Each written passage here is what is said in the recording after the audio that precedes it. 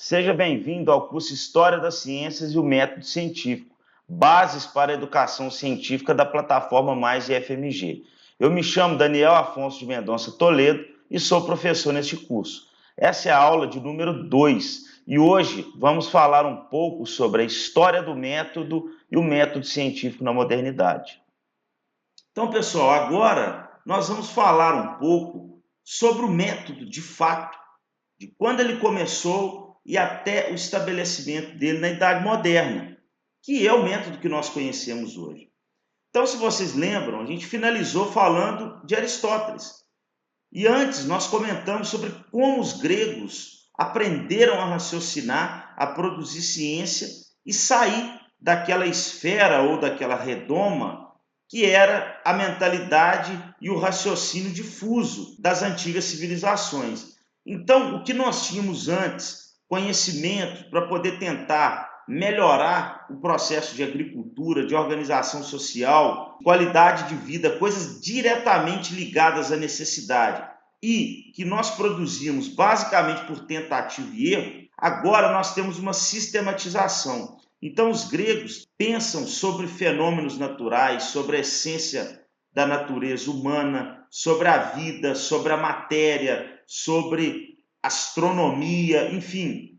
Agora, nós temos uma série de formas de raciocinar que culmina num conhecimento estabelecido, organizado. Então, nós temos a raiz do método. E nós podemos dizer que o grande representante do método antigo, ou dos primórdios do método, foi Aristóteles, conforme nós já mencionamos. Tá? Então, o que antes eram ideias difusas, passa a adotar-se um raciocínio científico. O método que nós conhecemos, que nós tanto falamos, que você estuda na disciplina de metodologia científica, é o método moderno, já um método estabelecido já no século 17, 18. Vale ressaltar que antes mesmo do método estabelecido na Idade Moderna ter acontecido, lá no século X, um cara chamado Alhazen, um árabe, ele já tinha traçado algo que se assemelha muito ao método que se desenvolveu na Europa.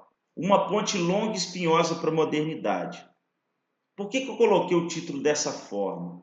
Porque desse momento que nós discutimos, aonde se tinha ali as raízes do método, até o estabelecimento do método, que é na modernidade, e a fixação do pensamento científico na humanidade, a forma científica de pensar, a explosão científica que foi na modernidade, nós tivemos uma ponte muito dura, espinhosa e opressora, que foi o período que a gente conhece como Idade Média, que durou mais de 1000 anos, tá?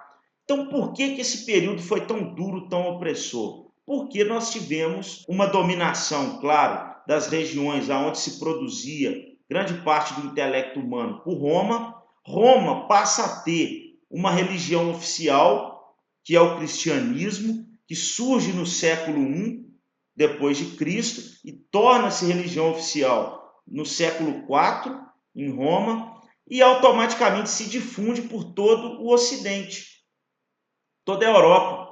E aí o que nós temos nesse momento? Nós temos a igreja, a figura da igreja, que torna-se uma força política, econômica, moral e oprime, reescreve a história, contesta os ensinamentos. Quando nós falamos de negacionismo, que é uma palavra que está na moda, né? Nós estamos falando justamente quando você nega os conhecimentos, você nega a história. Revisionismo, quando você nega e quer reescrever da maneira que lhe convém. Então a igreja ela faz isso. E, junto com isso, ela oprime aqueles que pensam fora da caixa, aqueles que tentam produzir conhecimento, porque automaticamente a produção de conhecimento científico, o entendimento da natureza dos fenômenos, com certeza irão contra os dogmas da igreja. Então a igreja ela é implacável e opressora em relação a isso. Mesmo assim, obviamente, até pelo longo período de tempo, nós tivemos vários pensadores, mas basicamente pensadores ligados à igreja, que, querendo ou não, tinham esse cabresto.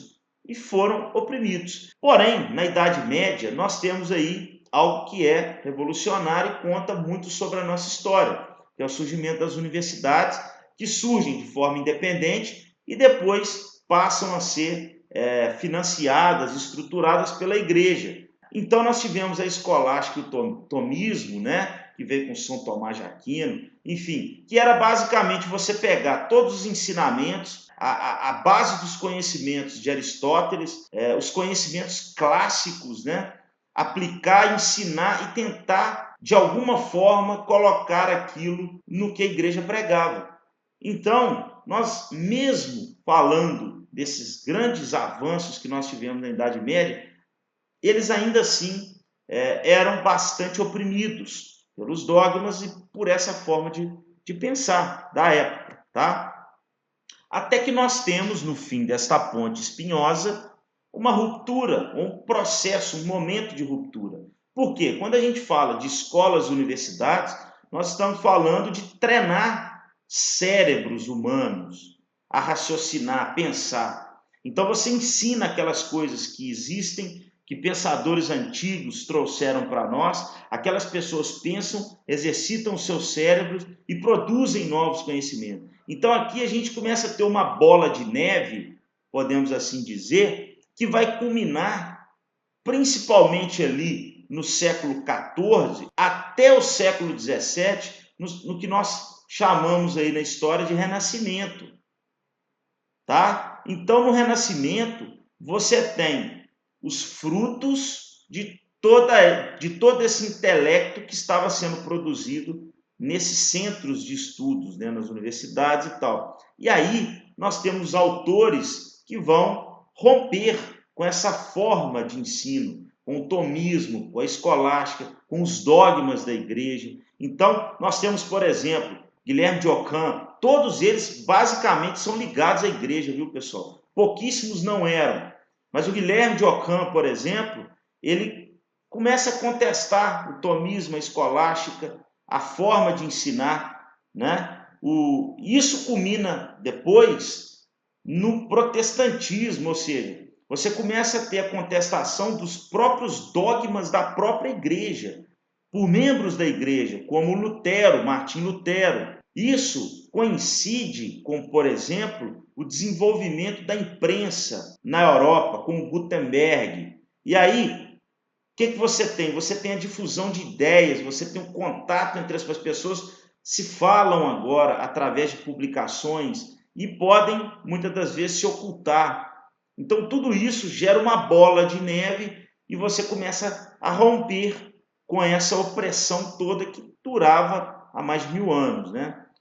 Comentando um pouco aqui sobre grandes figuras, tem vários autores na nossa apostila, no nosso livro.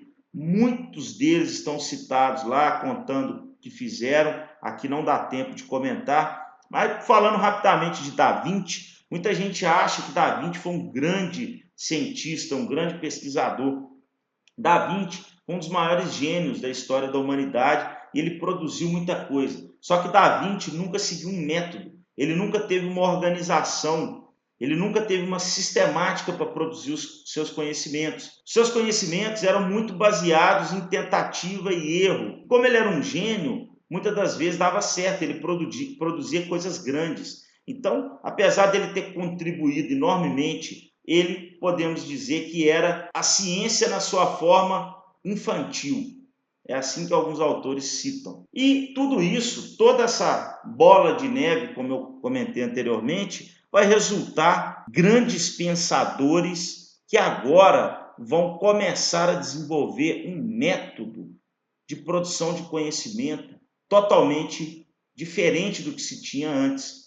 Então você tem, por exemplo, pesquisadores de altíssimo gabarito intelectual como Copérnico, Brahe, Kepler, e todos eles vão resultar naquele que foi, sem dúvida nenhuma, o precursor do método moderno, o pai da ciência, Galileu Galilei. O Galileu, ele foi uma figura absolutamente ilustre da época, fez trabalhos fantásticos sobre astronomia, física, e o Galileu estabeleceu uma forma de fazer ciência baseada no método, na prova, na evidência, E tudo isso é a raiz do método moderno, que é o método que nós utilizamos, que é o método que culminou na ciência que nós fazemos. E junto com Galileu, nós temos outros pensadores que vêm agregando a forma de produzir conhecimento, algo que vai culminar no método científico. Então você tem o experimentalismo com Francis Bacon,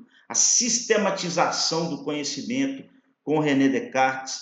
Você tem o empirismo, a corrente filosófica, intelectual com John Locke, do qual exigia a prova, a experimentação. Então, o empirismo, ele rompe com o raciocínio aristotélico, com o racionalismo, porque o racionalismo, ele está voltado para os seus sentimentos, para as suas emoções, para os estímulos que você tem, e isso é muito subjetivo. Então, todas essas figuras, eles vão culminar naquilo que nós chamamos de um método científico moderno, que é aquele método do qual você tem que ter o quê? Um processo sistemático, baseado em provas, em evidências, em experimentações, para você concluir alguma coisa. E quem pratica com maestria, aperfeiçoa e deixa cada vez mais eficiente o método científico foi o Isaac Newton. Então, Newton, ele foi um grande cientista, muitos o chamam de o pai da física. Newton foi grandioso. Lá na nossa apostila, eu falo bastante de Newton, vale a pena dar uma olhada, ler lá com atenção. E dessa forma, pessoal, nós temos o que nós chamamos de um método científico moderno. Então, veja bem, todo esse período nós ficamos para poder estabelecer uma forma de raciocinar cientificamente, de produzir ciência. E sabe qual é a consequência disso? A consequência disso é desenvolvimento humano, tecnológico, social, num grau e num nível nunca visto antes. A consequência do estabelecimento do método científico moderno é, por exemplo, a física, a química, a biologia. Por isso que é tão fundamental entender o método, a história do método, entender a importância do método, entender que praticamente ao longo de centenas de anos nós fixamos, estabelecemos uma forma de pensar, fazer ciência. Quando a gente fala de ciência moderna, a gente tem uma explosão que vem pós-método científico e a prática do método científico, uma explosão de autores, de acontecimentos, de teorias, enfim, de tecnologias. Mais uma vez, no livro tem bastante coisa. Aqui eu posso marcar alguns, como o Denis Diderot, que foi um grande enciclopedista, né? O Jean d'Alembert também. O enciclopedismo foi uma corrente filosófica do qual acreditava-se que era necessário você coletar as informações e organizá-la para ela não ficar difusa. Isso foi de um acréscimo muito grande. Hoje nós praticamos isso o tempo todo. Toda vez que nós vamos estudar sobre um assunto, na verdade a gente pega um amontoado de informações que foram produzidas ao longo de muito tempo e que estão estabelecidas ali num livro, por exemplo, tá? Nós tivemos o estabelecimento da química, que até então era alquimia, com o Lavoisier, tá? Nós temos os trabalhos do Newton, os Principia, que revolucionam a física, praticamente criam a física como disciplina, os trabalhos em eletricidade. Nós temos a biologia, né? A evolução das espécies, descrita brilhantemente pelo Darwin, até hoje é a base, a maneira com que nós falamos e pensamos sobre a evolução. Nós tivemos a genética com Mendel, os trabalhos de Mendel, e que culminou hoje em tecnologias de altíssimo nível. Enfim, foi a explosão da ciência moderna dada ao estabelecimento do método científico moderno.